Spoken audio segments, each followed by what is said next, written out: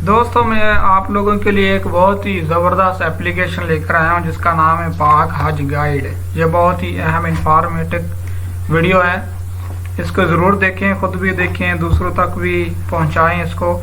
Video शुरू करते हैं, लेकिन शुरू करने से पहले मेरी तमाम से गुजारिश है कि मेरा ये पाक मल्टीपल टॉपिक्स चैनल को ज़रूर सब्सक्राइब करें, बेल आइकन को प्रेस करें, लाइक कमेंट एंड शेयर ज़रूर किया करें।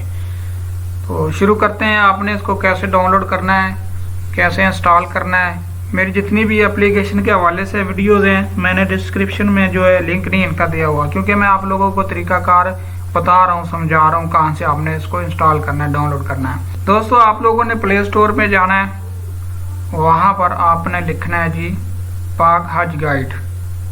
इकट्ठा लिख दें तो कोई बात नहीं, अलहदा लिख दें कोई बात नहीं। मेरे पास ये मैंने पहले लिखा हुआ है तो मैं लिहाजा उसी को सर्च कर लूँगा। मैं इसको सर्च करता हूँ, यहाँ पर ऊपर मेरे पास आ गया है पाक हज गाइड।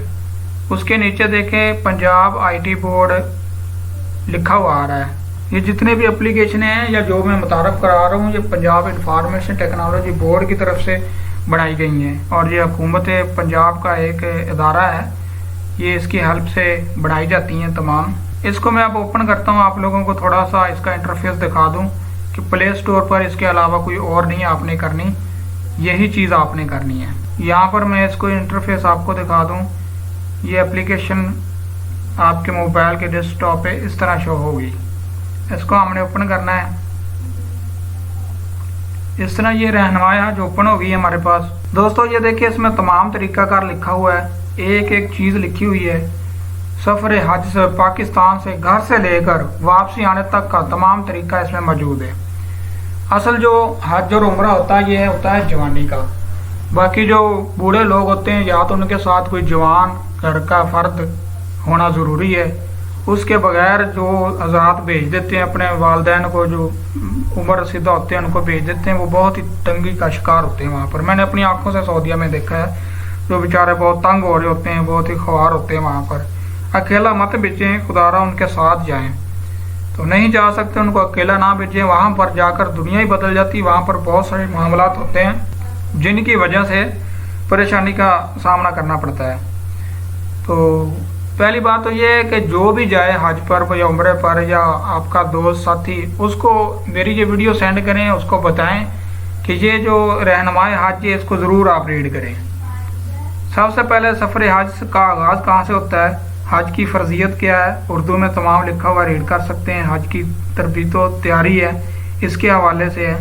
ये बहुत ही अहम इंफॉर्मेशन यहाँ पर इन्होंने दी हुई है, तो आप इसको यहाँ पर रीड कर सकते हैं। हज की दरख्वास्तें किस वक्त शुरू होती हैं, कब आपने देनी है, कहाँ पर जाकर आपने देनी है, आपको क्या कुछ चाहिए उसके लिए, कौन से डॉक्यूमेंट्स दरकार हैं, और ये एक लिंक भी दिया हुआ है वेबसाइट का जहाँ से आपको इन्फॉर्मेशन मिल सकती है। उसके बाद सामान की ज़रूरत है कि कौन कौन सा सामान आपको चाहिए, वो यहाँ पर मौजूद है। तो जो आम हज और उम्रा पर जाते हैं उनको सिर्फ 30 किलोग्राम, जितने भी एयरलाइंस हैं सिर्फ 30 किलोग्राम जो है वज़न ले जाने देते हैं, इससे ज़्यादा नहीं आप ले जा सकते। बाकी जो पैसेंजर है जो वहाँ रह रहे हैं उनको 40 किलोग्राम, जो मतलब वहाँ काम करते हैं उनको 40 किलोग्राम ले जाने लाने की इजाज़त होती है। 30 किलोग्राम के अलावा आप दस्ती सामान ले जा सकते हैं, हैंड बैग जिसको कहते हैं, उसमें आप 6 से 7 किलोग्राम वज़न ले जा सकते हैं। वैसे 10 किलोग्राम तक आपको नहीं पूछा जाएगा, आप ले जा सकते हैं। तो इसमें ये अशिया लिखी हुई हैं आपके सामान की, कौन कौन सी अशिया है, कितनी कितनी ले जानी है आपने, किस किस की चीज़ की आपको ज़रूरत पड़ेगी। उसके बाद आप सामान की शनाख्त के हवाले से, खाने पीने के हवाले से, इंतबा क्या है, ख़वातीन का लिबास क्या है, और कैंपों के बारे में ये देखें दस्ती सामान आ गया, इसमें क्या कुछ ले जाना है क्या नहीं ले जा सकते हैं। ये नीचे याद रखें कैंची, नाखून तराश या कोई भी धारीदार चीज़, माया चीज़ दस्ती बैग में हरगिज़ ना रखें। नीज इस बैग का वज़न सामान समेत 7 किलोग्राम से ज़्यादा ना हो। वो जो सामान होता है वो अलहदा होता है, ये अलहदा आप ले जा सकते हैं, इसकी उसमें गिनती नहीं होती। ये हैंड बैग में आता है, इसकी में आप 10 किलो ले जा सकते हैं, क्योंकि जो मैंने खुद तजर्बा किया हुआ है वही मैं आपको बता रहा हूँ। ये एयरपोर्ट पे रवानगी, एयरपोर्ट की अमूर, वहाँ पर क्या चीज़ आपको चाहिए एयरपोर्ट पर, वो चीज़ें यहाँ पर लिखी हुई हैं। ये देखिए तस्दीक शुदा 6 तस्वीर चाहिए, जो जो चीज़ है वो आपको तमाम यहाँ मिलेगी। घर से रवानगी, ये एंड पर देखिए घर से रवानगी लिखा हुआ है। इसका तरीकाकार क्या है, आपने आराम कहाँ पर बांधना है। ये रहनुमाई हज जो है इसके A to Z ये जितनी भी चीज़ें दी हैं तहारत के हवाले से हर एक चीज़ इसमें दी हुई है।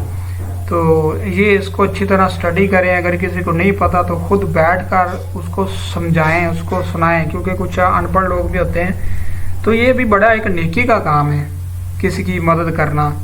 उसके बाद सबसे एंड पे चले जाए, यहाँ पर लिखा है सऊदी अरब में आम बोल चाल के अल्फाज। यहाँ पर देखें मुश्किल अल्फाज के मानी। वहाँ पर हम जाते हैं तो वहाँ की दुनिया ही और होती है। वहाँ पर तमाम जहाँ पर देखेंगे अरबी में लिखा हुआ होगा। किसी को क्या पता जी फंदक किसे कहते हैं, फंदक, किसी को क्या पता जी कासा किसे कहते हैं, किसी को क्या पता जी सफरा किसे कहते हैं। फंदक वहाँ के जो जितने भी होटल होते हैं वहाँ पर फंदक लिखा हुआ होगा। कासा गिलास को अरबी में कासा कहते हैं।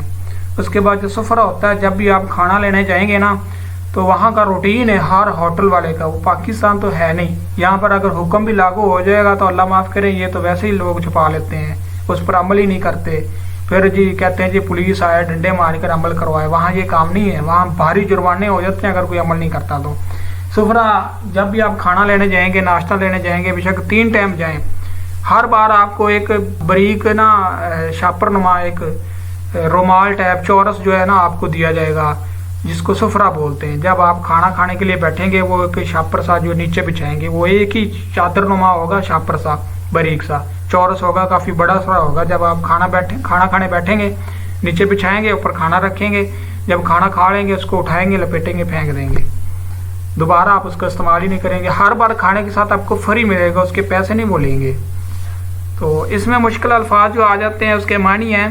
यहाँ से आप देख सकते हैं कि जी पानी को वहाँ क्या बोलते हैं, दूध को क्या बोलते हैं। आपको बहुत सारे देहाती लोग भी होते हैं जो लस्सी और दही के शौकीन होते हैं। खजूर को वहाँ क्या बोलते हैं, यहाँ पर तमाम उसके नाम लिखे हुए हैं, हर एक चीज़ के नाम लिखे हुए हैं वहाँ जिन चीज़ों की ज़रूरत पड़ती है। तो इस एप्लीकेशन को तमाम जो है वो ज़रूर रीड करें जो जाने वाले हैं या जिनके जानने वाले हैं। उम्मीद करता हूँ मेरी एक छोटी सी वीडियो आप लोगों को पसंद आई होगी।